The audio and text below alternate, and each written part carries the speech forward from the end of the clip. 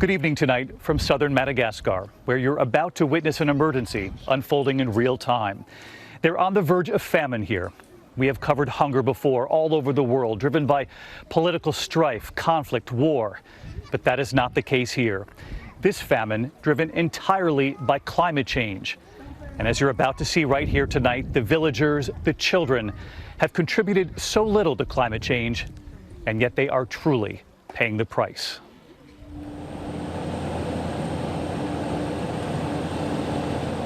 We are allowed on board one of the only flights into southern Madagascar, a region so remote, few have made it in during this global pandemic, where right now the UN warns of another catastrophe. Through the window, a hint of what we'll witness, the scorched landscape. We land where the World Food Program is waiting for us. They warn right now thousands are on the edge of starvation. More than 1 million people in desperate need of food. We are given rare access to their emergency effort, the trucks disappearing into the wind-driven sand. 5 years of drought here, and the first signs of desperation behind this gate. We see it in the faces of the children, their hollow eyes, their silence. There is no joy here. We find mothers who walked for hours with their children just to find something to eat. We ask this mother why she made the journey. Because of famine. Because of the famine.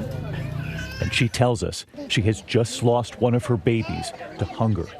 He was just 10 months old. Made my children die. And there is no food. There is no, and we only eat red cactus. On the ground here, they tell us the situation is so dire that thousands have now left their villages searching for food. The UN warns that they're on the brink of the world's first famine, driven entirely by climate change. We are looking at families who've all had to come here because of the famine. The magnitude of the crisis is so big, where you have people actually that do not have anything to do than just go. To leave the land. Yeah, to leave their house, to leave their land, to leave their village. I mean, you can see in the eyes, and it's really heartbreaking, to be honest. Our days-long journey begins to try to find those remote villages. The children in the distance walking for miles in searing heat and the howling winds to find water. We see the land has changed, the farmland now buried under sand. And we find the village where we've been told mothers have now brought their children for help. They warn 500,000 children will soon be acutely malnourished here, and we are about to see it. The families waiting outside, mothers holding their children. They are waiting to learn what the numbers will soon reveal. Around the corner, the baby boy, dangling from the scale where the children are weighed. His name is Donnie Filas. His mother, Lisa Swassant. Were you worried about your little boy? Yeah, she was worried because this child is malnourished. She is given a small supply of nutrients, and already he is eating. We are with the small team of nurses and aid workers measuring their arms with small pieces of color-coded tape. Yellow warns of acute malnutrition. Red, even worse. That's what the yellow tells you. The yellow tells you that this child is suffering from moderate malnutrition, acute malnutrition. They keep a record here of every child, hoping they will slow this worsening crisis. David, this is a new admission. This child is the first time today. Another child in need. They are checking if any edema, and they're going to press 3 seconds on both feet. They are looking for swelling in the tissue, another sign of malnutrition, and they find it. You can see edema. So it means that he is actually severely acute malnourished. That little girl was 2 years old, and yet she's so small. Yeah, they're stunted. That means that they're actually too small for the age. They tell us on the ground here that right now up to 50% of the children are suffering from chronic malnutrition. We witness the urgency, the cries. The boy being weighed in a red bucket. The quiet little girl waiting. And the baby, they write her weight on her arm. This child is clearly severely malnourished, falling very far into the red zone. They measure the length of their arms to gauge their growth. This little girl, Angelica, who is 4. They wrap the tape around her tiny arm, the small window, revealing the red. Yeah, once again, a severely malnourished child. Angelica waits beside her mother, showing her stomach to the aid workers. She is given fluids for dehydration and an antibiotic, unsure of its taste. She and her mother are given small packets of plumpina, therapeutic food made of peanuts, sugar, and milk to take with them. We make the journey with them as they now walk several miles home, still unsure what comes tomorrow. In so many of these villages, we're told, there has been no proper rain in years. Rising temperatures and violent sandstorms now define their climate. The land now made up of sand dunes. And at the top of this hill, we see the villagers waiting to tell us what they're living through. What have you seen change over the last couple of years? We've seen everything changed. Our life is getting worse. You've noticed the change in climate? They have seen the change of fields because of what happened. Because their fields are gone. Yeah. The parents here fear for their children's future. We watched as they walk across what used to be their farmland. Rice, corn, and other crops were grown here in the south, but no more. Instead, we see the cracked earth for miles.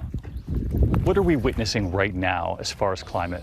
It's something really new. It's a change in the landscape. Having sandstorm in this kind of landscape, it's not something usual. And having the effects of sandstorm shows that nature is changing, the environment is changing, and the climate change is affecting this area more than the rest of Madagascar.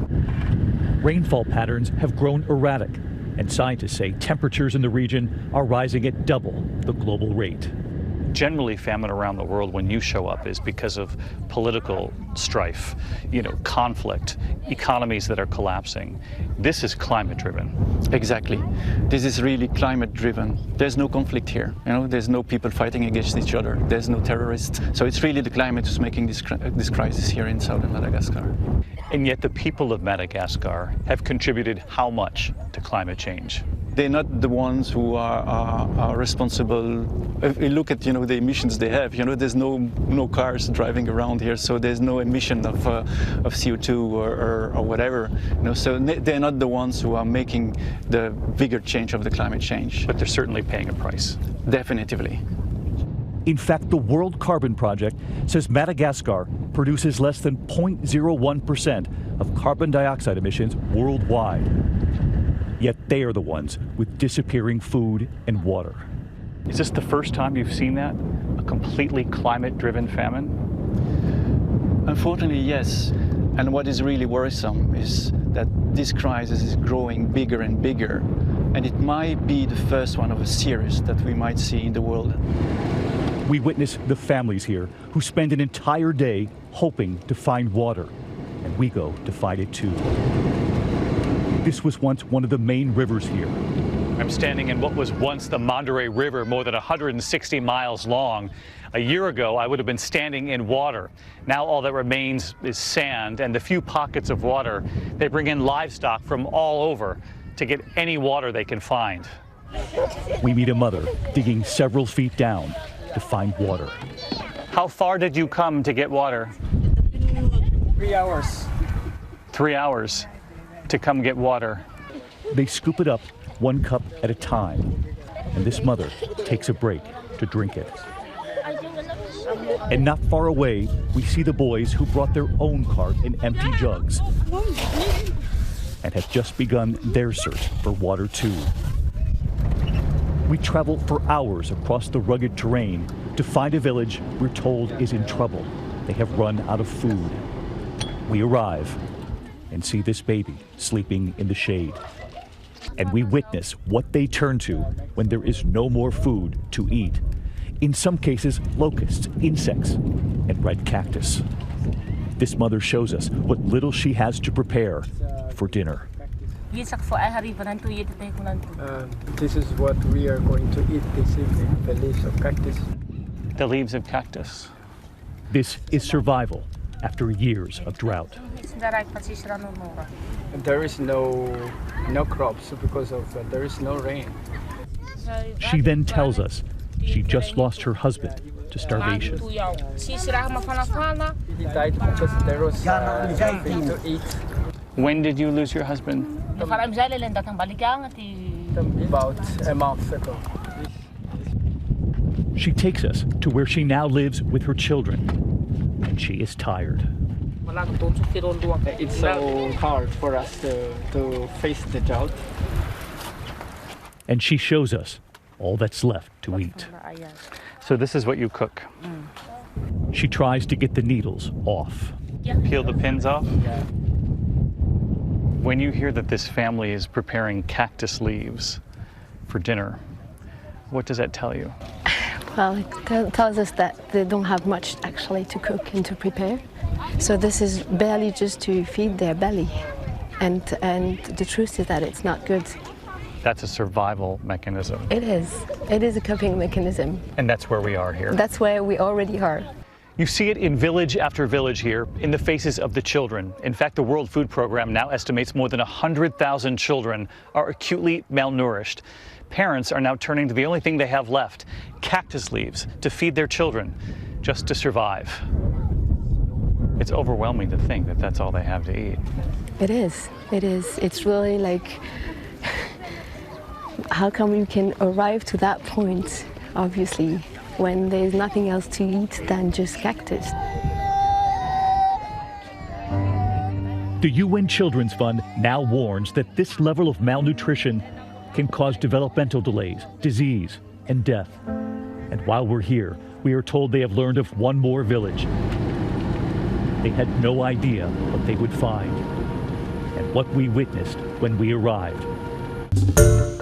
Hi everyone, George Stephanopoulos here. Thanks for checking out the ABC News YouTube channel. If you'd like to get more videos, show highlights, and watch live event coverage, click on the right over here to subscribe to our channel, and don't forget to download the ABC News app for breaking news alerts. Thanks for watching.